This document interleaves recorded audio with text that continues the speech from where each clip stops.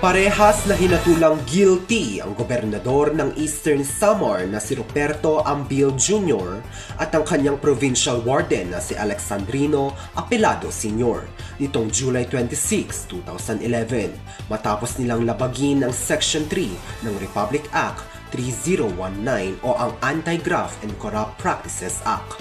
Napag-alamang inutusan di umano ni Governor Ambil si Apelano na ilipat ang convicted murderer at dating mayor ng Eastern Samar na si Francisco Adaling mula sa kulungan patungo sa tinitirahan mismo ng kasalukuyang gobernador.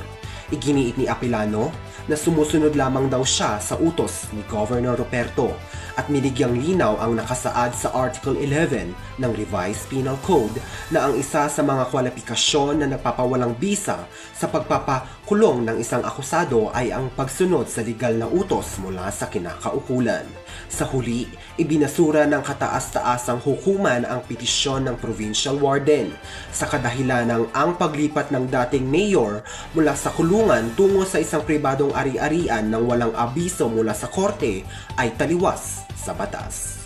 Ang dalawa ay nahatulan ng 9 hanggang 12 taon at 4 na buwan na pagkakakulong. Muli, ako po si Chester Kitevis, nagbabalita para sa Jaguar TV.